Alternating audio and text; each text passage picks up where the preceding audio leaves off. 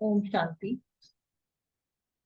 आइए सुनते हैं एक बहुत सुंदर कहानी।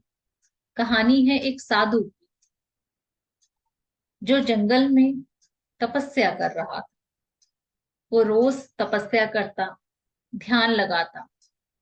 एक दिन सैर करते करते वो बाजार की ओर पहुंचा और बाजार में जाकर एक दुकान पर वो खजूर देखता है।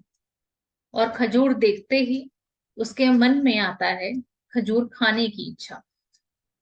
लेकिन उस साधु के पास उस वक्त पैसा नहीं होता, इसीलिए वो आगे चल देता है। चलते चलते उसके मन में अब भी खजूर का विचार चलता है और ऐसे साधु अपनी कुटिया में पहुंच जाता है। कुटिया में पहुंचकर जब वो आराम करता है, तब भी उसकी बुद्धि में खजूर का ही विचार चलता है। रात हो जाती है, सोने के समय भी उसकी बुद्धि में खजूर ही दिखता है। फिर वो सोचता है कि मेरे पास पैसे तो नहीं है, तो मुझे पैसों का इंतजाम करना होगा।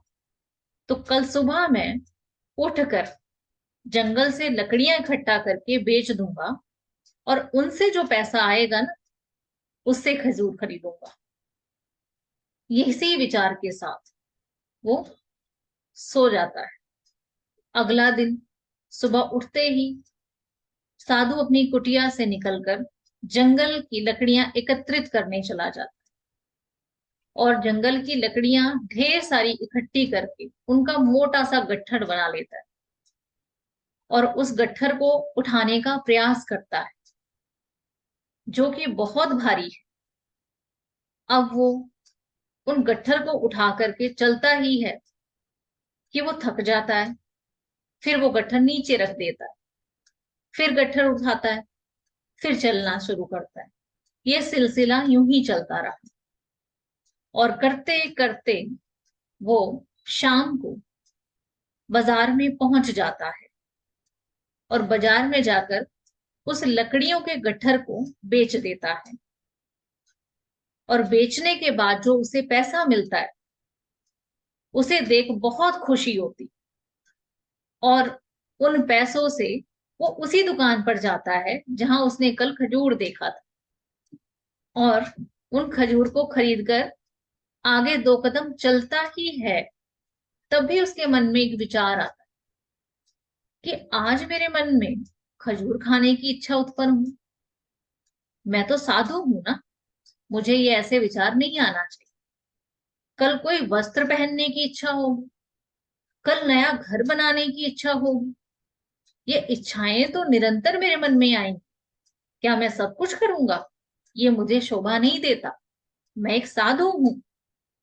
जैसे ही ये विचार उसके मन में आता है, वो उन खजूरों को राह चलते एक गरीब को दे देता है और आगे अपनी कुटिया में बढ़ जाता है। तो इस कहानी से हम सभी को एक शिक्षा मिलती है कि सभी इच्छाओं को पूरा करना आवश्यक नहीं। यह जो सभी इच्छाएं हमारे मन में उत्पन्न हो रही हैं, वो अनावश्यक भी हो सकती हैं। इसीलिए आज एक इच्छा हुई, कल एक दूसरी उत्पन्न होगी, तो हमें अपने इच्छाओं पर नियंत्रण करना आना चाहिए। तभी हमारा मन शक्तिशाली होगा। नहीं तो हम संसार की दौड़ में आज ये कल वो रोज भागते रहेंगे। इसीलिए हमें अपनी इच्छाओं पर नियंत्रण करना सीखना होगा।